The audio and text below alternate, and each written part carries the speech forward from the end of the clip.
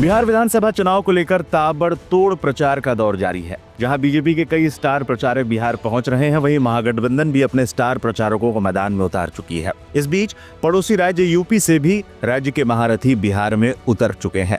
सपा प्रमुख अखिलेश यादव और सीएम योगी दोनों बिहार विधानसभा चुनाव 2025 में प्रचार के लिए सक्रिय हैं। सीवान में सीएम योगी आदित्यनाथ ने एक बड़ी रैली भी की। सीवान बिहार चुनाव की सबसे हॉट सीटों में से एक है और सीवान जिले की रघुनाथपुर सीट से शहाबुद्दीन के बेटे ओसामा शहाब मैदान में हैं। जी न्यूज में छपी एक रिपोर्ट के अनुसार जहां योगी ने ओसामा साहब को हराने के लिए और एनडीए उम्मीदवार को जिताने की अपील की है, वहीं अखिलेश यादव सीवान में आरजेडी के उम्मीदवार और कुख्यात शहाबुद्दीन के बेटे ओसामा शहाब के लिए वोट मांगेंगे। साफ कहा जा सकता है कि ओसामा के बहाने एक बार फिर अखिलेश और सीएम योगी आमने सामने होंगे। बता दें, सीवान में सीएम योगी ने आरजेडी उम्मीदवार पर जमकर निशाना साधा और रघुनाथपुर में आकर के मैंने देखा कि आरजेडी ने यहां से जो प्रत्याशी दिया है वो अपनी खानदानी आपराधिक पृष्ठभूमि के लिए इस पूरे क्षेत्र नहीं, देश और दुनिया में कुख्यात रहा है। नाम भी देखो ना, जैसा नाम वैसा काम,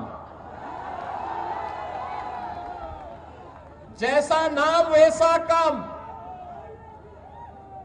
और बहनों और भाइयों, इसीलिए तो मैं कहता हूं, हमने यूपी के अंदर एक बात कही कि भाई देखो, अपराध और अपराधियों के प्रति जीरो टॉलरेंस। शहाबुद्दीन के गढ़ में भिड़ेंगे अखिलेश और योगी। बिहार का वही सीवान जहां कभी शहाबुद्दीन की सरकार चलती थी, जहां हर गली मोहल्ले में शहाबुद्दीन के खौफ की ना जाने कितनी कहानियां छिपी हैं। उसी सीवान में शहाबुद्दीन के बेटे ओसामा को हराने के लिए योगी आदित्यनाथ ने बड़ी रैली की और 6 दिन बाद यानी कि 3 नवंबर को उसी सीवान में अखिलेश यादव भी रैली करने वाले हैं।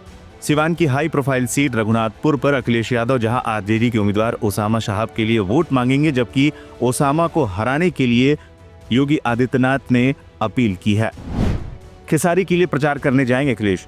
छपरा सीट से चुनाव लड़ रहे भोजपुरी सुपरस्टार खेसारी लाल यादव के लिए भी अखिलेश यादव प्रचार करने जा सकते हैं। हालांकि अभी तक इसको लेकर कोई आधिकारिक बयान सामने नहीं आया है, लेकिन काफी चर्चाएं हैं कि अखिलेश छपरा जा सकते हैं।